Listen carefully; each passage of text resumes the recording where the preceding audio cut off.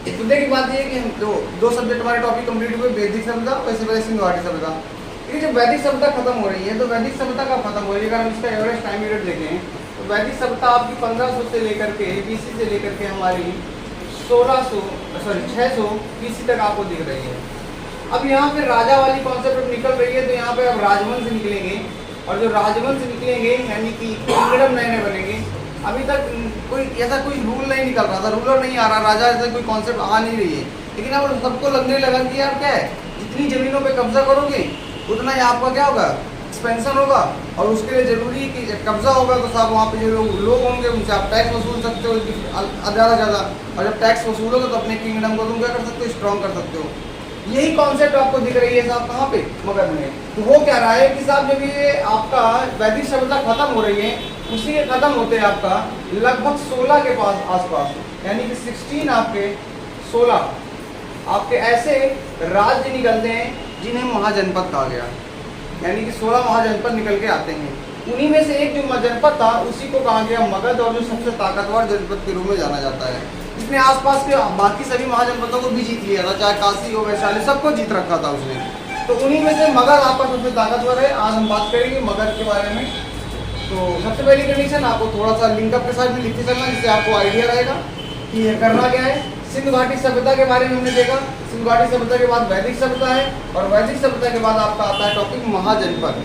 महाजनपद total आपके 16 थे, उन्हीं में से सबसे जो प्रमुख आपका महाजनपद है उसको कहा गया मगध। हिंदी हो या इंग्लिश हो, दोनों में एक ही है। ठीक है, तो मगध क्या है आपका, इन्हीं महाजनपद में से एक प्रमुख आपका महाजनपद था जिसको हमने मगध का नाम दिया। और क्योंकि मगध आपका निकल के आ रहा है तो मगध में नए नए राजा निकले होंगे, नए नए यहाँ पर डायनेस्टी यानी कि वंश क्रिएट किया होगा। वंश का मतलब क्या, जिस वंश का राजा रहा होगा उसने अपना एक नाम का वंश डाल दिया। तो यहाँ से ऐसी कॉन्सेप्ट निकल के आ रही है। जल्दी से नोट करो इसके आगे और फटाफट इसके आगे शुरू करते हैं मगध के बारे में। मगध में कई सारे आपको वंश आते हैं, चाहे आप बात करें हर्य वंश, ये आपका इसी में आपका आता है। अजातशत्रु इसका एक फेमस राजा है, और इसका पहला राजा कौन है हर्य वंश एस्टेब्लिश करने वाला? हाँ, बिंबिसार। ठीक है, दो कंफ्यूजन रहता है, बिंदुसार अलग है, बिंबिसार अलग है। बिंदुसार आपका क्या है, मौर्य वंश से पाया जाता है। अशोक का कौन है पिता? बिंदुसार। ठीक है, तो ये कंडीशन आपकी है। अब आपको हाँ कुछ पूछना पूछ सकते हो भैया, क्या है ये कहते हैं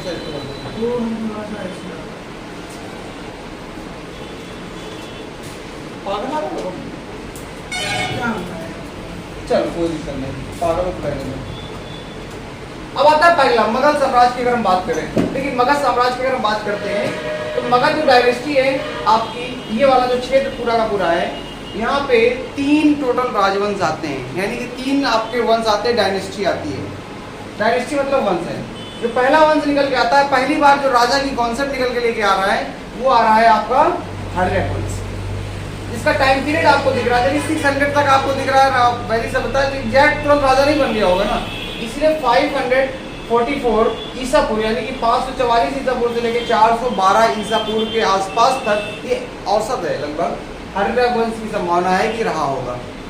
ठीक है, एग्जैक्ट नहीं कह सकते हैं, यहाँ पर इतना टाइम पीरियड है। ये शब्द का मतलब होता है BC, बिफोर क्राइस्ट, यानी कि 544 BC से लेकर के 412 BC के दौरान तक ये आपका पाया गया। इसके बाद इसी का जो अंतिम शासक रहा होगा उसी को हटा करके उसी का एक मंत्री था, ठीक है, उसने एक नया वंश स्टैब्लिश कर दिया जिसको बोला गया नागवंश। अक्सर राजाओं की हत्या या तो उसके बेटे कर देते थे या तो उसके मंत्री कर देते थे, बस यही होता था, क्योंकि लालच बुरी भरा होती थी कंडीशन। जिसको भी राज्य मिलना चाहेगा या ताकतवर होगा राज्य कब्जा करेगा। यहाँ पर इसकी जो आपका टाइम पीरियड है 400 पर, लिखते चलो साथ में, थोड़ा सा लिखते चलोगे तो जब रहेगी, स्पीड बना रखो। 412 और सुनते भी चलो चीज़ों को, जहाँ पे होगा मैं खुद रोक दूंगा। नागवंश 412 से लेकर के 345 ईसा पूर्व, ये हमारा नागवंश में दिखता है। इसके बाद अगर हम देखें तो नंद वंश की अगर हम कहानी को देखें तो नागवंश का अंत करके साहब एक नया आपका वंश चालू होता है, इसको कहा गया नंद वंश। यानी कि इसी का जो महापद्मनंद जिसने स्टैब्लिश किया था, इसी का आखिरी राजा कौन है, धनानंद है आपका। तो इसके बाद आता है नंद वंश, और ये आपका रहता है कहाँ से कब से कब तक, 344 से लेकर के 322 ईसा पूर्व। और इसी के बाद आपका स्टैब्लिश हो जाता है एक नया राजवंश जिसे हम कहा गया मौर्य। यानी कि मौर्य एम्परर आ जाएगा। ये तीन आपके फेमस यहाँ पे डायनेस्टी आती है। इन तीनों डायनेस्टी के बारे में आपको एनालिसिस करना है, पढ़ना है। ठीक है, लिख लिया होगा। चलो नोट करो।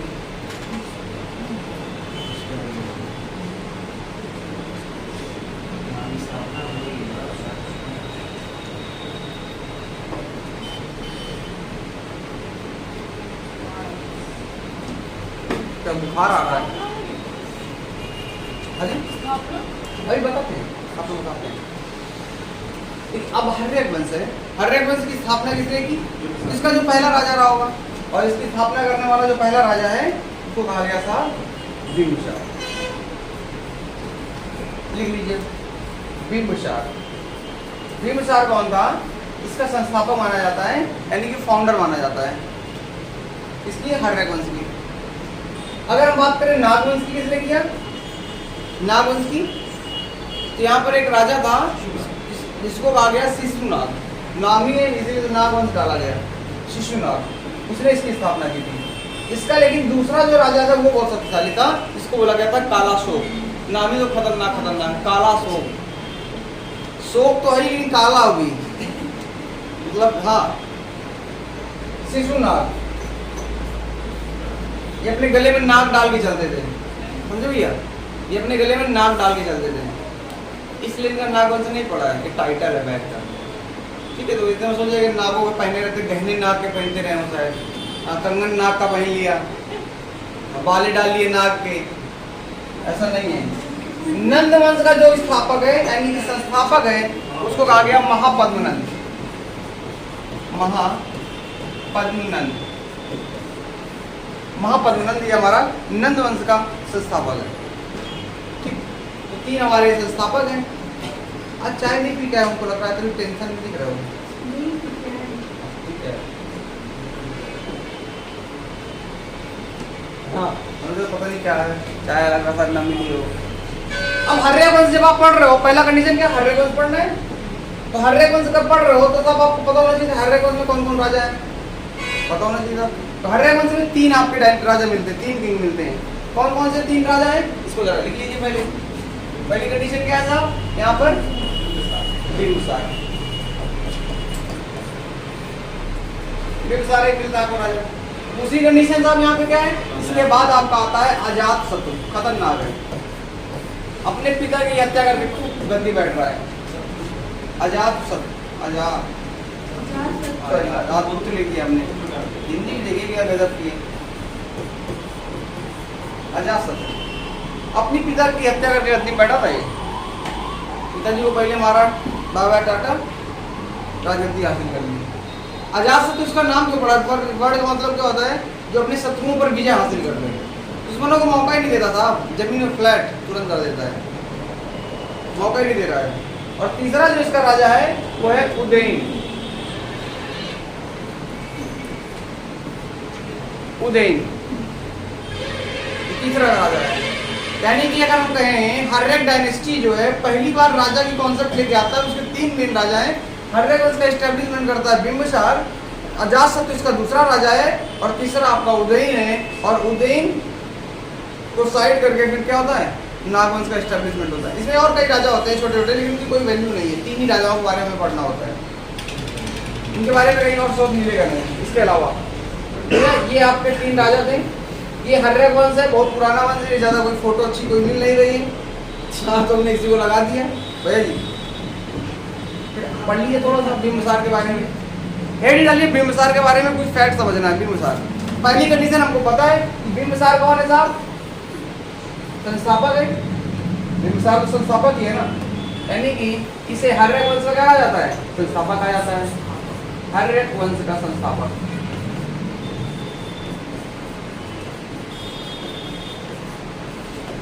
अच्छा, यानी कि हर्यक वंश का संस्थापक कहा जाता है। होगा बातें नहीं करनी होगी, हाँ चौबारा कर रहा होगा बैठ गए। हर्यक वंश का संस्थापक कौन है भैया? बिंबिसार है। इसे स्त्रोडिक भी कहा गया है। स्त्रोडिक इसका क्या मतलब होता है? यस, पहली बार राजा जो आया है ना वो अपने साथ सेना लेके आ रहा है।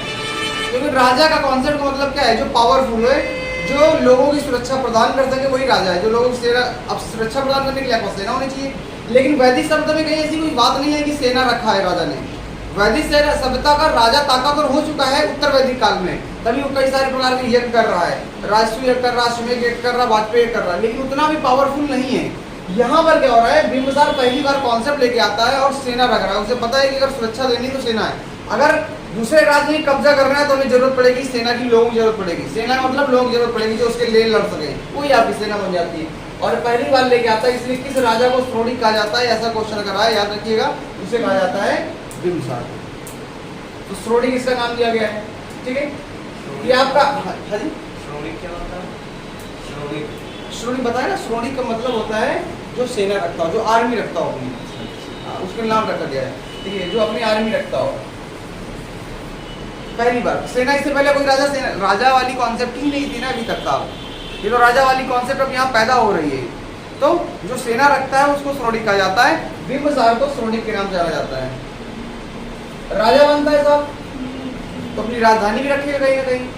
क्या राजधानी थी इसकी? राजगृह, जिसको और कुछ कहा जाता है, क्या कहा जाता है? गिरिगृह। यस, इसकी राजधानी क्या है आपकी? राजगृह, लिख लीजिएगा, राजधानी इसकी राजगृह है,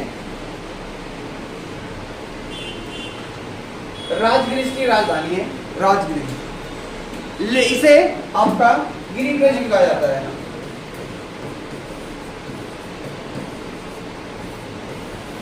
इंपॉर्टेंट है आपकी। हर्षवंश की राजधानी में बिंबिसार ने अपनी राजधानी किसे बनाया था, इस तरह क्वेश्चन आपका जाता है। राजगृह ध्यान रखना है आपको, इसने अपनी राजधानी राजगृह बनाया, जिसे गिरिगृह भी कहा जाता है। गिरिगृह का मतलब क्या होता है? टीलों से ढका हुआ चारों तरफ से, कवर्ड होता था। मतलब उसमें क्या है, अगर राजा है और वो आर्मी रख रहा है, किसी दूसरे राज्य में जाकर अटैक करेगा जाकर, तो संभावना ये भी है कि उसके ऊपर भी तो अटैक हो सकता है।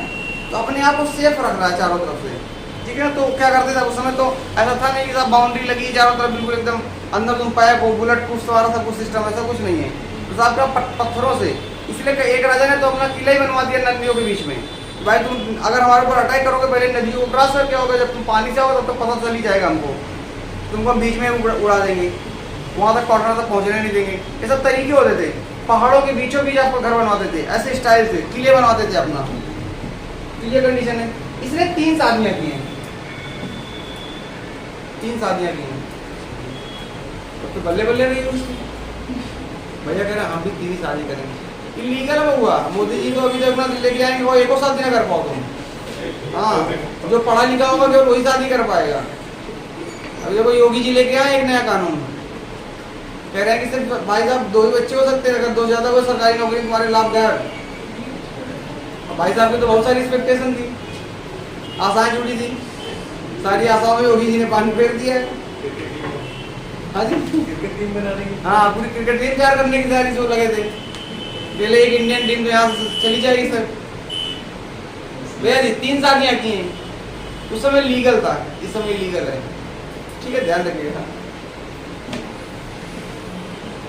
3 शादियों में पहली अगर हम बात करें, महाकौशला देवी, महाकौशला देवी एक कौशल नरेश की रानी राजकुमारी थी। वहाँ पे जो राजा थे उनकी बेटी थी, पुत्री थी, महाकौशला देवी। इंपॉर्टेंट है, ध्यान रखिएगा। भैया जैसे मुंह बना रहे हैं, पता नहीं कहाँ लिखा रहा है। महाकौशला देवी क्या है? बिंबिसार की वाइफ है। 3 शादी की ना, तीनों के बारे में पढ़ेंगे। दूसरा क्या नाम? चलन्ना। नाम देखिए कितना खतरनाक है, तो इसीलिए तो लड़का उसका और खतरनाक पैदा हो रहा है। अजात शत्रु उसी का लड़का था, बहुत खतरनाक शासक हुआ है चलन्ना। तो महाकौशला पहले लिखिएगा। ये कौशल जो आपके हैं, वहाँ कौशल नरेश की पुत्री थी, कौशल नरेश की।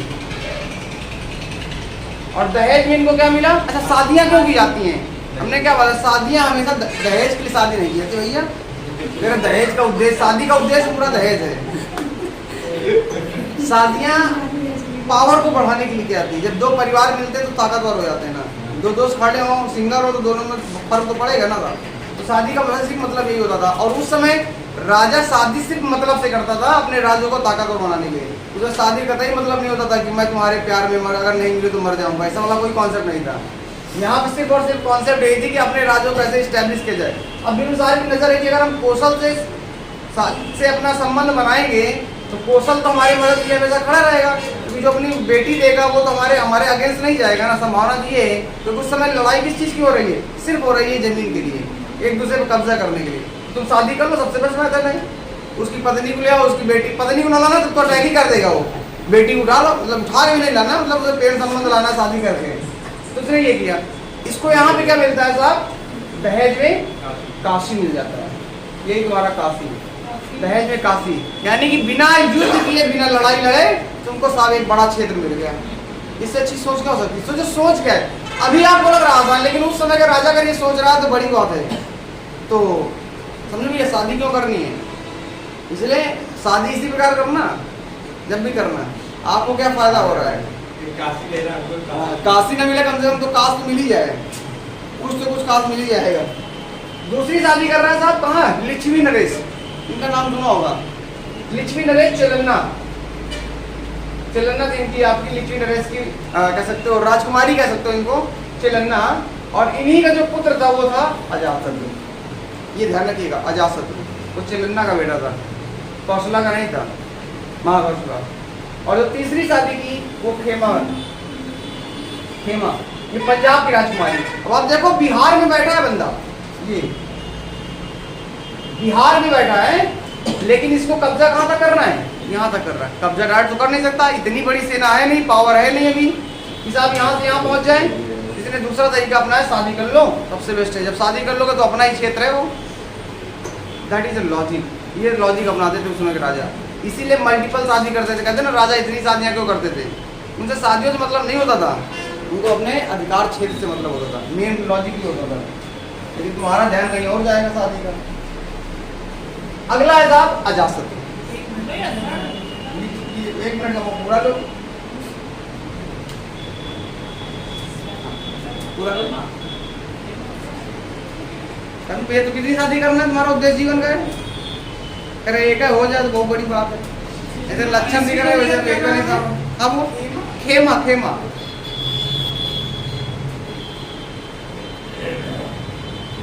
आप का इतना गुस्सा हो जाते हो बिंबिसार को देख के, कह रहे 3 शादियां रखी है उस राक्षस ने।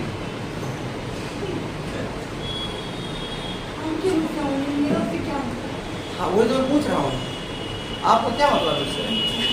आपको सिर्फ हिस्ट्री पढ़नी है, उसको महसूस नहीं करना है। हाँ, इतिहास को पढ़ो, इतिहास के अंदर मत घुसो, उसको महसूस में है। भैया क्या हुआ, फैल गया तुम उसको देख, खतरनाक शासक है अजातशत्रु, ये तो और खतरनाक है, मतलब नाम के नाम पर शत्रुओं पर विजय प्राप्त करने वाले को कहा जाता है अजातशत्रु। किसी भी दुश्मन को नहीं छोड़ता था, जो भी इसके सामने आता था सरकलम, हाँ सीधा मुंडी नीचे पड़ी है। खतरनाक शासक है, इसलिए इसको अजातशत्रु कहा गया है। ये जो था शासक, इसने जैन धर्म और बौद्ध धर्म दोनों को बढ़ावा दिया है, क्योंकि अब जैन धर्म बौद्ध धर्म निकल के आ रहे हैं, दोनों को बढ़ावा देता है। अगर आप देखें इसका टाइम पीरियड तो 492 से लेकर 460 ईसा पूर्व इसका टाइम पीरियड, और 484 वो डेट होती है जहाँ पर माता बुद्ध की मृत्यु होती है, महापरिनिर्वाण आपको याद होगा, यहाँ पर वो मोक्ष की प्राप्ति करते हैं। 484 में पहली बौद्ध संगीति हो रही थी, आपने पहले भी लिखा था, जब पहली बौद्ध संगीति हो रही है वहाँ पे, इसका मतलब क्या हो रहा है, राजा कौन रहा होगा, अजातशत्रु। वहाँ लिखा भी था आपने पहली बौद्ध संगीति में। तो इस पॉइंट से आपको ध्यान रखना है, क्योंकि उसका टाइम पीरियड पड़ रहा था, तो यहाँ भी थोड़ा सा ऐड कर लेना। जैन धर्म और बौद्ध धर्म दोनों को बढ़ावा दे रहा है, और बौद्ध धर्म क्योंकि एक ऐसी घटना घटती है जहाँ पर माता बुद्ध की मृत्यु हो जाती है, और उस मृत्यु के बाद महात्मा बुद्ध की संगीति का आयोजन किया जाता है। तो पहली बौद्ध संगीति अजातशत्रु के टाइम पीरियड में हुई थी, और वो आपका याद ही है 484 यानी कि 484 ईसा पूर्व, 484। संगीति क्या होता था, सम्मेलन। बौद्ध जिस दिन माता बुद्ध की मृत्यु हुई है उनकी पुण्यतिथि मनाने के लिए हर 100 वर्ष में आयोजन किया जाता था। तो पहला आयोजन 484 में होता है, फिर 384 में होता है, ऐसे चलता रहता है। कभी अभी भी होता होगा। हाँ, अच्छा अभी भी होता तो अभी संगीति पढ़ नहीं होती, 4 ही हुई है। हाँ होती है बैठकें, बौद्ध धर्म में आप सुधार को लेकर के होती है, कैसे बौद्ध धर्म का एक्सपेंशन किया जा सकता है, बौद्ध धर्म को कैसे बढ़ावा दिया जा सकता है, इस आधार पर मीटिंग होती है, हर साल होती है। तब हम कुछ कह रहे हैं हाँ 83 कह सकते हो, 63 में जन्म हुआ है, 63 में, आप 83 लिख लो, कोई दिक्कत नहीं, 83 लिख लो, क्योंकि 63 में तो 80 साल वर्ष में मृत्यु हो गई थी। वैसे लिख लेना था 483 ठीक जाए, मैंने मोटा मोटा लिख दिया था, फिर भी आप लिख लीजिए, क्योंकि आपको याद होगा 563 ईसा पूर्व क्या हो रहा है, बुद्ध का जन्म हो रहा है, अगर आपने पढ़ा होगा, और 80 वर्ष के बाद इनकी मृत्यु हो रही है, तो 80 वर्ष के बाद जब इनकी मृत्यु होगी तो स्वाभाविक सी बात है आपका 83 होगा, तो कोई दिक्कत नहीं, उसमें कोई इतना बड़ा लॉजिक नहीं है, फिर भी थोड़ा मोटा मोटा इसके बाद आपको ध्यान रखना है, पिता की हत्या करके गद्दी में बैठ रहा है, ऐसा कोई क्वेश्चन बनाया जाए, कौन सा शासक जिसने अपने पिता की हत्या करके राजगद्दी हासिल कर ली, इतना प्रेम था इसको अपनी गद्दी से, इसलिए इसे पिता को भी टपका दिया, और पिता पूरी तरह ताकतवर था, 3 शादियां की, लेकिन बचा ही नहीं पाया खुद को।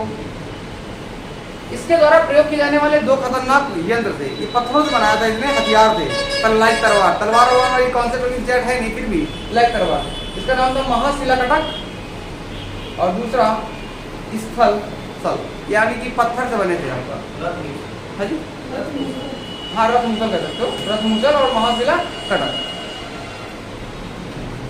ये उसके हथियार के नाम है, जो वीपन्स यूज करता था।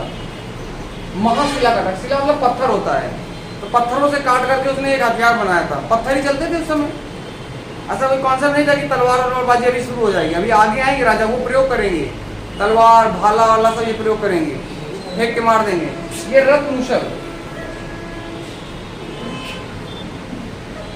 और क्या आजकल चलता बढ़िया मिसाइलें चलती हैं, उस समय यही चलता था, रथ मुसल फेंक के मार दिया और क्या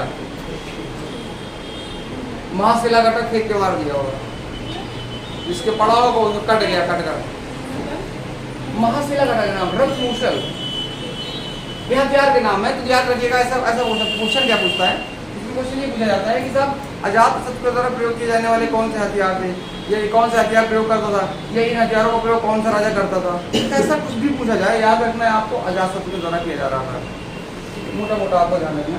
अगला उज्जैन आएगा, उज्जैन भाई साहब तीसरा राजा था हर्य वंश का, आपने पहला नाम लिखा बिम्बिसार, दूसरा आपका अजातशत्रु, और तीसरा जो है वो आपका उदयन है, 460 से लेकर के 444 ईसा पूर्व तक। अजातशत्रु का बेटा होगा ना, एक है बेटा, एक है आदमी, दोनों सब इतने पैदा कर देगा बेटा, लाइन लाइन में चले, बिम्बिसार बाबा जी, बाबा जी, और इसके बाद इनके अजातशत्रु, और इसके बाद आ रहा है उदयन। राजधानी परिवर्तन कर रहा है, कहाँ कर दी राजधानी, पाटलिपुत्र, पाटलिपुत्र।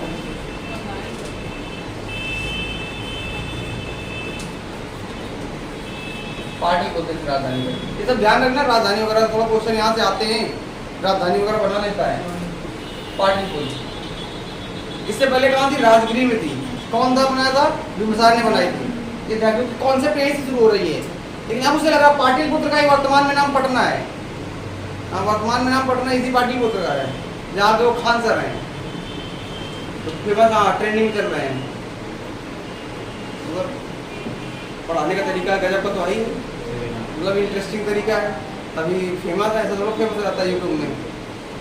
तो पाटलिपुत्र को पटना कहा जाता है वर्तमान में। किस नदी के किनारे बसा हुआ है, पढ़ा हुआ आपने, पाटलिपुत्र किस नदी, गंगा की नदी किनारे है। गंगा नदी में कौन सी नदी मिलती जाकर वो सोन नदी है आपकी पाटलिपुत्र में, ठीक, तो अगर ऐसा हो जाएगा किसी नदी किनारे तो गंगा नदी ही होगा वो। चलिए, जैन धर्म को मानने वाला था, उदयन किस धर्म को मानता था, जैन रिलीजन को मानने वाला है।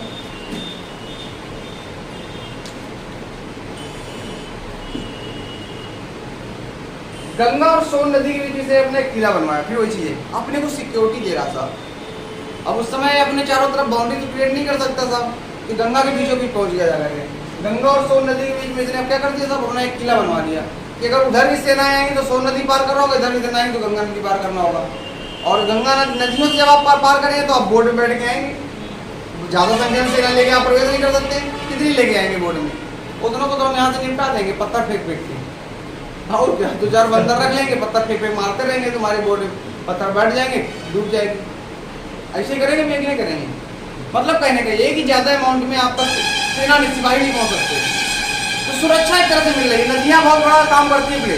अगर आप देखो तो सिकंदर जब भारत में प्रवेश करता है तो उसके वापस जाने का एक बहुत बड़ा कारण ये भी है।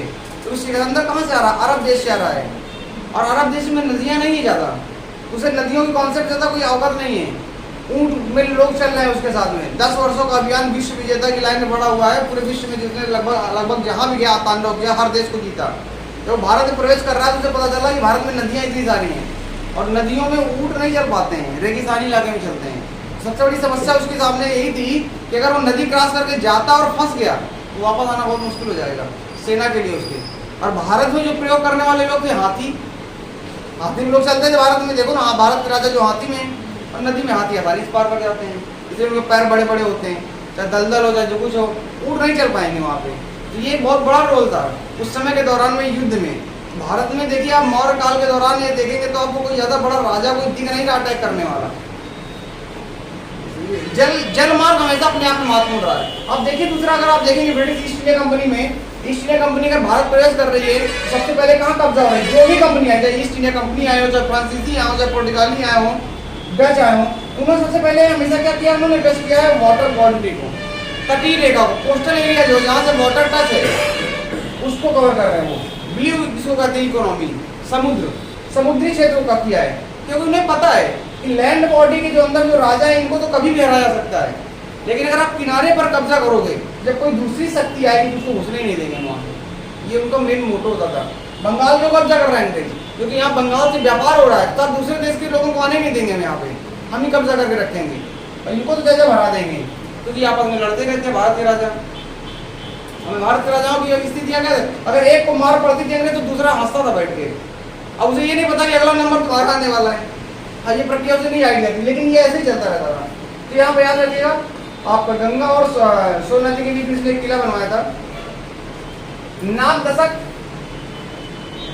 क्या होता है साहब, अंतिम दशक होता है नाग दशक, और इसी के बाद क्या होता है, नाग वंश की स्टैब्लिशमेंट होती है। तो आपको उदयन पढ़ना है, याद रखिएगा। आप बहुत कुछ पूछेगा तो आपसे ये पूछ लेगा साहब, उदयन किस वंश का राजा था। ये छोटे क्वेश्चन पूछते हैं, उदयन किस वंश का राजा था, हर्यक वंश का राजा था। क्योंकि प्राचीन भारत की शुरुआत हो रही है, अगर देखें राजाओं कॉन्सेप्ट की, यहाँ से बहुत डीप में क्वेश्चन कभी नहीं आएगा, कभी नहीं आएगा। बिंबिसार किस वंश का राजा था, आपसे सीधा कोई यही पूछ लिया जाए।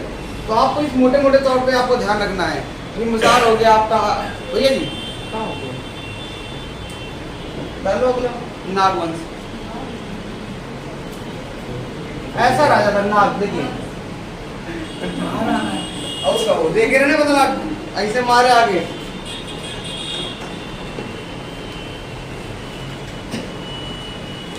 नागवंश,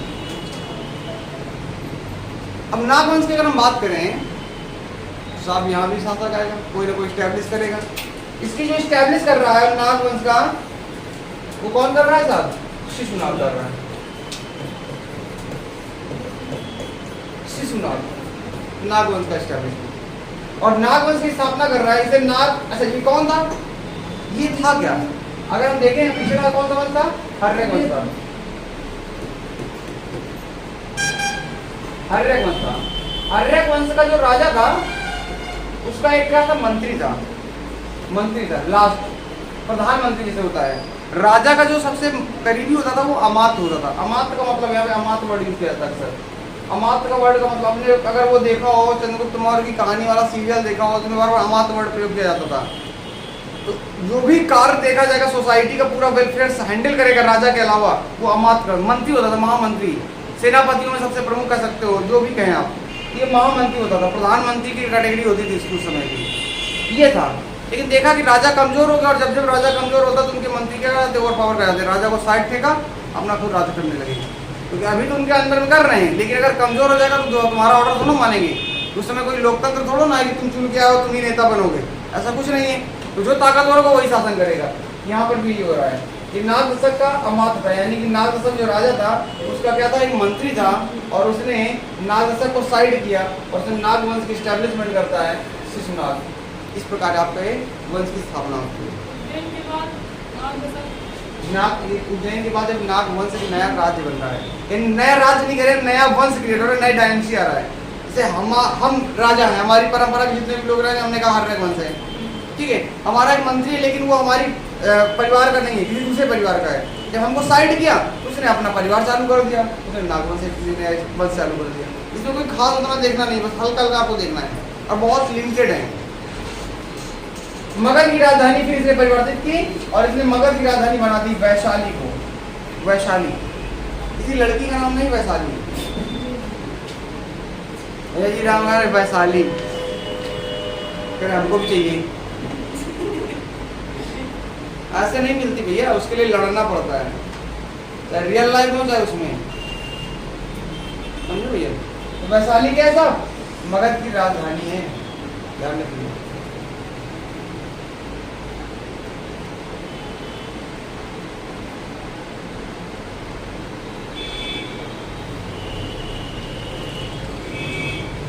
ये तो आपका नागवंश हुआ। इसका जो अगला शासक है वो आपका है कालासोक, जो खतरनाक शासक है।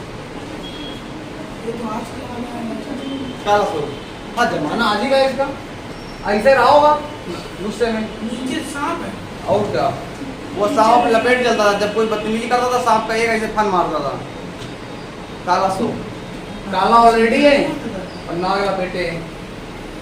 कालासोक खतरनाक शासक था ये भी। इसी के दौरान क्या हो रही है साहब, दूसरी बौद्ध संगीति का आयोजन किया जा रहा है। इस समय राजा यही ध्यान होगा आपको, दूसरी बौद्ध संगीति जो थी, कालासोक की राजा था, अब तो राजधानी वैशाली है जो कल आपको रहते हैं, तो क्या होगा वैशाली में। चलिए तो पहली कंडीशन यहाँ पे ध्यान रखिएगा, पहली चीज इसमें एक पॉइंट लीजिएगा, लास्ट में इसकी क्या होती है, चाकू मारकर हत्या कर दी जाती है। तो अगर ऐसा कभी कोई क्वेश्चन बने, लेकिन ये बनेगा नहीं जल्दी, इतने क्वेश्चन फालतू वाले नहीं डाले जाएंगे, फिर भी लिखने के लिए लीजिएगा। कालासोक खतरनाक शासक था, इसने राजधानी परिवर्तित कर दी फिर से, और कहाँ कर राजधानी परिवर्तित की, पाटलिपुत्र दिल्ली। नाग दशक, नागवंश का राजा है, स्थापना कर रहा है कौन, शिशुनाग कर रहा है। मगध की राजधानी अभी से बनाई। अच्छा ये कहाँ पे नागवंश है, मगध में ही है। राजधानी कौन बना रहा है, कौन सी बना रहा है, वैशाली बना रहा है, ये ध्यान रखना।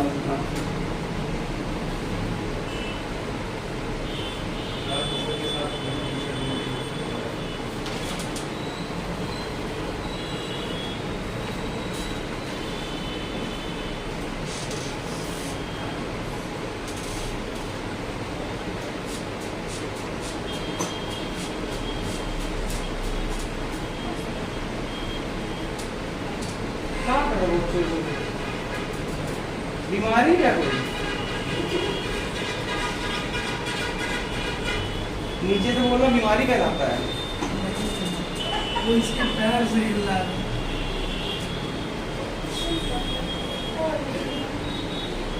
सही जगह से बोला करो।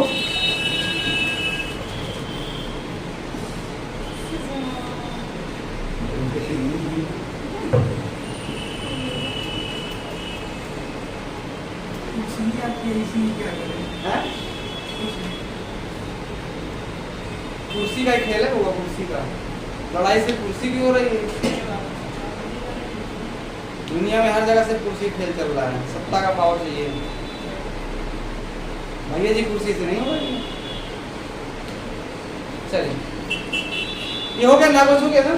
अच्छा ये आपने लिख दिया कालासोक, कालासोक के बारे में लिख दिया था। कालासोक कौन था, इसी के नागवंश का राजा साहब अगला। राजधानी से परिवर्तित की और क्या कर दी, पाटलिपुत्र कर दी।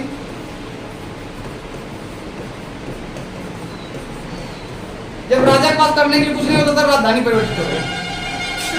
हाँ अच्छा, राजधानी परिवर्तन कैसा होता रहा होगा, क्या मतलब ऐसा तो जैसे करते क्या थे, क्या राजधानी परिवर्तन करते रहे होंगे। जैसे दिल्ली में बैठा कोई राजा, आगरा में राजधानी परिवर्तित हुई, जब उसके पास कुछ करने के नहीं है तो उसने कहा राजधानी आज से आगरा बनाई जा रही है, तो दिल्ली में रहने वाले जितने लोग होते थे सब आगरा जाएंगे। पूरा का पूरा चल रहा है, यात्रा चल रही है पूरी, राजा का पूरा सामान सब लोड वोड होकर के वहाँ पहले महल बनवा दिया गया, उसके सारे लोग वहाँ चले। एक राजा था जिसने किया ऐसा, और हाँ आगरा पहुंचा, और आगरा में उसको पसंद नहीं आया, कह रहा फिर दिल्ली चलो। उसने 2 महीने बाद फिर से दिल्ली ट्रांसफर करा दिया। दौलताबाद गया था। अरे बहुत सारी राजधानी है। आगरा पहुंचा, मतलब ये प्रक्रिया चलती है। बोलता रहे ना, फुर्सत का समय है, कोई टेंशन है नहीं, अपना घूम रहा, अपना यात्रा कर रहा, लोगों को पैदल चलवा रहा है, ऐसा करता था। तो नागवंश है।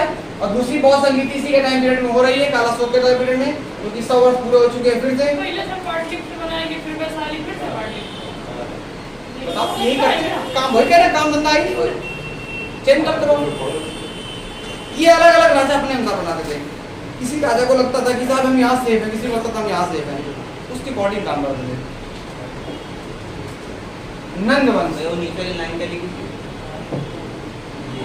दूसरी बहुत संगीति, बहुत संगीति। वही आपका 100 वर्ष भी बुद्ध के मरने के पूरे हो रहे हैं। चाकू मारकर इसकी हत्या की गई थी। यस, तो फैक्ट लीजिए, खतरनाक था, लेकिन क्या करें साहब, सांप है, डसेगा तो लोगों ने कहा कि इसको चाकू मार के हत्या करो इसकी। उसमें की थी बहुत खुश होकर कह रहे चाकू मार के हत्या कर देगा इसकी। किसी एक आदमी की थी, खुद कर लो। अब ये तो हमको नहीं मिलता भैया, एक आदमी की थी कि आधे आदमी की थी। पूछा तो नहीं आएगा। हाँ ये, अरे यही नहीं पूछा जाएगा, मैंने लिख दिया है, नहीं पूछा जाएगा आपसे। चूहे ने चाकू मारकर की हत्या, कल की हेडलाइन, काला अशोक अब नहीं रहा। क्या होगा काला अशोक के राजवंशों का?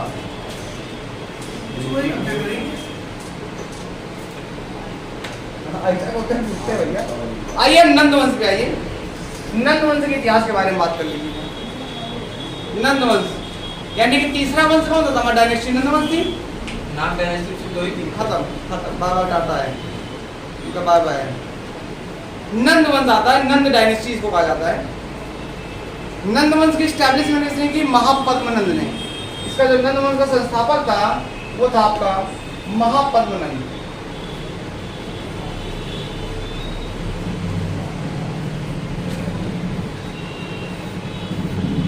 महापद्मनंद महापद्मनंद कोई बहुत ताकतवर शासक नहीं था, स्टैब्लिशमेंट इसने किया। इसका जो सबसे खतरनाक और ताकतवर शासक था वो था इसका अंतिम शासक, जिसको आ गया घनानंद।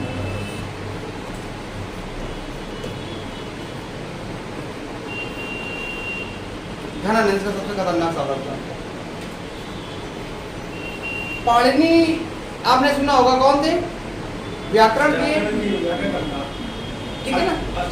हाँ, ये इसी नंदवंश में पाए जाते हैं। नंदवंश की काल के दौरान की बात है, ठीक है? तो आपको बस 2-3 फैक्ट लिखना है। नंदवंश देखिए, मूछें कितनी बड़ी बड़ी रख रहे हैं भैया जी।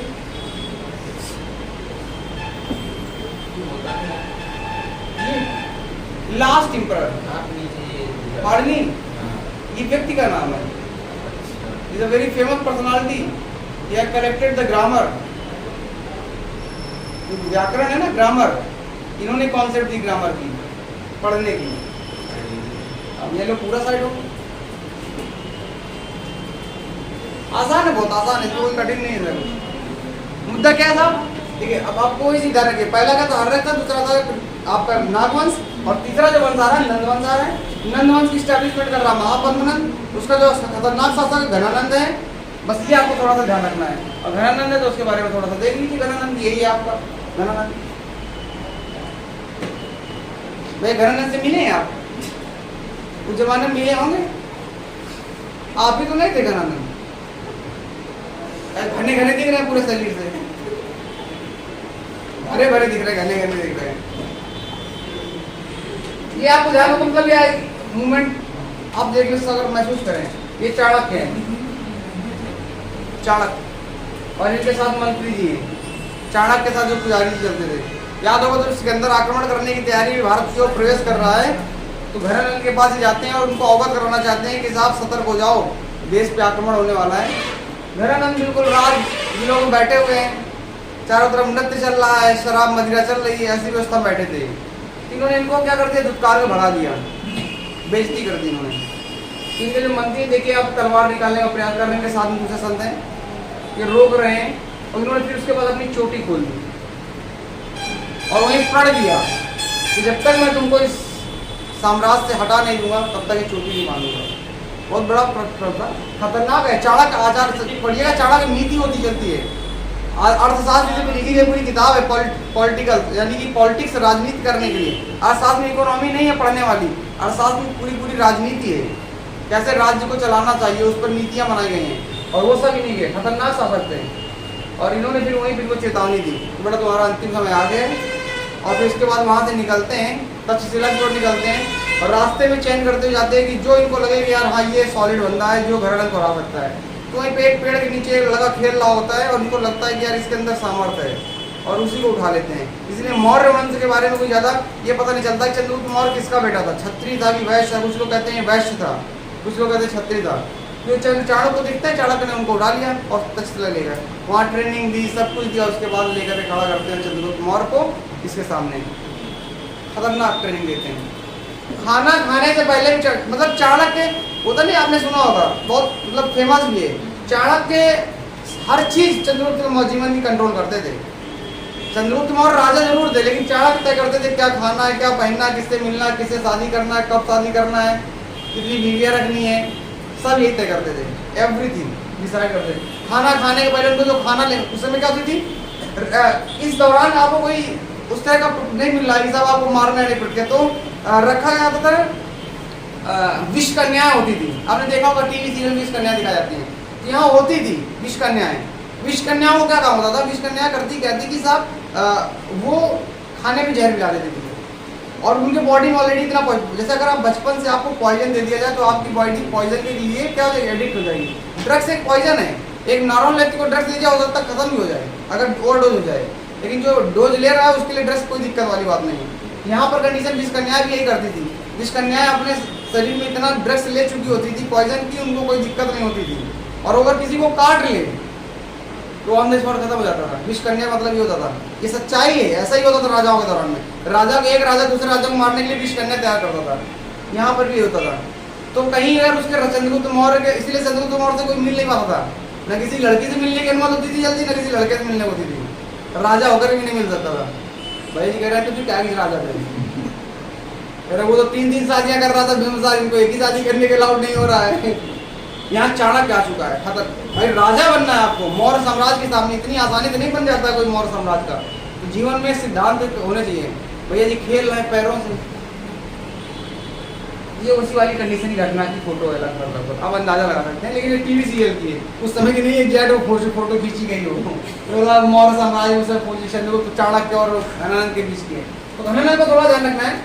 सिकंदर ने आक्रमण इसी के शासन काल में किया था, एक सप्ताह सिकंदर इसी के समकालीन था। वो बात अलग कि चंद्रगुप्त मौर्य उस समय खड़ा हो रहा है, तब चंद्रगुप्त मौर्य के साथ में सिकंदर को पढ़ते हैं। लेकिन उस समय राजा जो था, जब सिकंदर भारत में आक्रमण का प्रयोग कर रहा है, उस समय घनानंद था। हाँ भैया कुछ कह रहे हैं?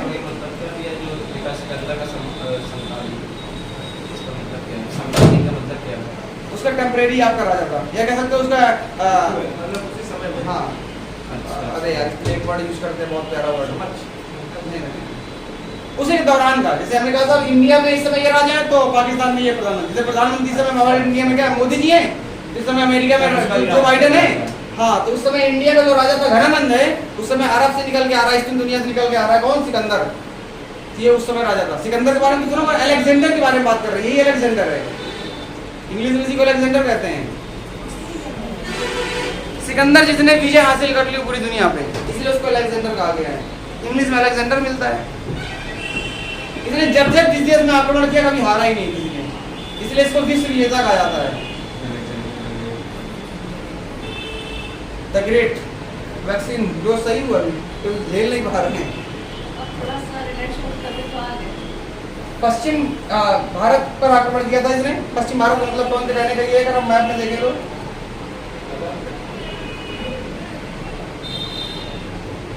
ये वाला पोर्शन, क्योंकि एंट्री कहाँ से मारेगा, यहीं से मारेगा। अफगानिस्तान से खैबर दर्रे से होते हुए भारत में प्रवेश कर रहा है और यहाँ एंट्री मार रहा है। यहाँ पर उसने आक्रमण किया था। आक्रमण क्या किया था, यहाँ तक पहुंचा था। पोरस का राजा आपको याद होगा, पोरस का राजा का इतिहास है। यहाँ पर तक्षशिला का राजा कौन था, वो तो पोरस का राजा था। पोरस तक्षशिला के राजा ने सरेंडर कर दिया था।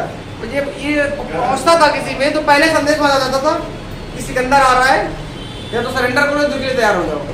जो राजा कमजोर होते थे या जो डरते थे पहले सरेंडर कर देते थे, और जो नहीं डरता था वो युद्ध के लिए तैयार हो जाता था। तो पोरस का राजा कहानी इसलिए फेमस है क्योंकि पोरस का राजा ने सरेंडर नहीं किया था और फिर सिकंदर से लगातार युद्ध किया था। वो बात अलग, सिकंदर ने पोरस को हराया बाद में, लेकिन उसके बाद इसको मारा नहीं उसने, क्योंकि उसको भी ये लगा कि यार हिंदुस्तान में कोई तो पैदा हुआ है जो मुझसे लड़ने के लिए, क्योंकि सिकंदर जहाँ जाता था सारे राजा सरेंडर कर देते थे, तो कोई लड़ने की तैयारी नहीं होता था। तो इसने लड़ा, उसके बाद इसको माफ भी कर दिया कि जाओ तुम्हारा राज तुमको दिया हमने, क्योंकि पहली बार कोई ऐसा राजा मिल रहा जो मुझे टक्कर दे रहा है और अच्छी खासी टक्कर दी होगी तभी उसको खुश हुआ होगा, इसने इसको मारा नहीं था। मतलब ठीक ठाक आदमी था सिकंदर भी, काम चलाऊ था। अंदर प्रवेश करने किया, उधर मौर्य साम्राज्य का वो राजा चंद्रगुप्त मौर्य खड़ा हो रहा है और वो उससे भी खतरनाक है। उसे समझ गया कि जब यार यहाँ पे छोटे छोटे राजा इतने खतरनाक हैं, तो अगर हम अंदर गए और अंदर तो नदियों वाला एरिया है और फंस गए तो वापस आना बहुत मुश्किल हो सकता है। तो बाकी सिकंदर के लौटने की और भी कई सारे रीजन है। सिकंदर इसलिए भारत भी आक्रमण नहीं करता या प्रवेश नहीं करता क्योंकि लगभग 10 वर्षों का अभियान था उसका, बन चुका था और 10 वर्ष लगातार उसकी सेना युद्ध ही करती आ रही थी। और 10 वर्षों तक अगर आप लगातार सेना युद्ध करेगी तो थक तो जाएगी, तो उसकी सेना ने भी इनकार कर दिया था। इसलिए सिकंदर ने अपनी ऑटोबायोग्राफी में किया, उसमें लिखा जो उसका पुस्तक मिलता है इतिहास में, कि वो पूरा विश्व को उसने विजेता तो बना, पूरे विश्व को जीता, लेकिन वो खुद अपनी सेना से हार गया क्योंकि उसकी सेना ने आगे बढ़ने नहीं दिया। ये उसका इतिहास मिलता है। दूसरा, क्लाइमेट एक बहुत बड़ा रोल प्ले कर रहा है। ऊँट वाली मैंने कंडीशन बताई, ऊँट रेगिस्तानी इलाके में चल रहे हैं, अभी तक जहाँ जीता हुआ आ रहा है वो सब रेगिस्तानी इलाका है। भारत में बालू है, मिट्टी वाला कॉन्सेप्ट आ रहा है, सब नदियाँ हैं, यहाँ पर ऊँट चलना मुश्किल हो जाता है मैदानी क्षेत्र में, इसलिए मैदानी क्षेत्र में आप ऊँट नहीं पाए जाते हैं, पतले पतले पैर हैं, कैसे चलेगा वो। अब यार बालू हो तो पतले पतले पैर चलना आसान हो जाता है, यहाँ हाथी चलते हैं। तो मैदानी क्षेत्र में अगर वो यहाँ पर प्रवेश भी करता अगर लड़ने के लिए तो संभावना है हारने की। तो सब कुछ ध्यान में रखते हुए उसने अपने टर्न ले लिया, क्योंकि विश्व विजेता का टैग हट जाएगा अगर हार जाएगा तो उस टैग को नहीं हटाना है। इस प्रकार ये आपकी कॉन्सेप्ट यहाँ पे चलती रहती है। ठीक है, तो आप कहाँ लिख रहे थे? घना लिख रहे थे, घना के बारे में लिख दी, पता होगा काम बहुत है, कितना लिखेंगे घना कितना है, अब बोलो पूरा। थैंक यू सो मच, ये लीजिए, थैंक यू सो मच। बड़े खुश आते हैं थैंक यू सो मच, कह रहे हमको थैंक यू बोलते हैं।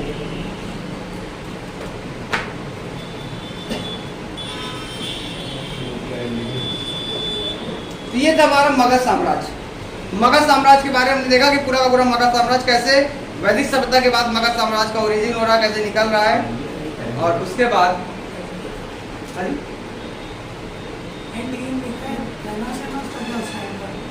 अरे थानोस को डालें यहाँ पे, कैप्टन अमेरिका डाल दें। चाणक्य आयरन मैन है, बिल्ड कर रहे हैं साहब, पता नहीं क्या रहे हैं कैरेक्टर जो भी दिए गए। चलिए तो ठीक है, ये हमारा मगध साम्राज्य था, यहीं से इसको हिस्ट्री को रोकते हैं और अगला टॉपिक शुरू करेंगे मौर्य साम्राज्य के बारे में। इंटरेस्टिंग चरण अगला द्वारा चंद्रगुप्त मौर्य आ रहा था, एक छोटा सा बालक जिसको कुछ नहीं पता साहब एक ग्रेट एम्परर बन रहा है और पहली बार मतलब पूरे भारत पे कब्जा करने जा रहा है। मौर्य वंश तीन राजवंश ने पूरे भारत पे कब्जा किया, अखंड भारत का सब। एक तो ये मौर्य वंश है और दूसरा एक और राजा दिखता है आपको, कौन सा? तुगलक वंश का राजा, तुगलक वंश का राजा दिख रहा है, मोहम्मद बिन तुगलक। और इसके बाद तीसरा एक राजा दिख रहा है औरंगजेब, अकबर वाली मतलब मुगल वंश का राजा। ये तीन ऐसे लोग थे जिन्होंने पूरे अखंड भारत में कब्जा कर रखा था। तो इस बारे में देखिए कैसे इसने कब्जा किया और अशोक ने कैसे पूरे विश्व पर कब्जा करने का प्रयास किया है। विश्व करे अखंड पूरे अफगानिस्तान से लेकर म्यांमार तक। भैया इसको आज तक यहीं रखो करते हैं।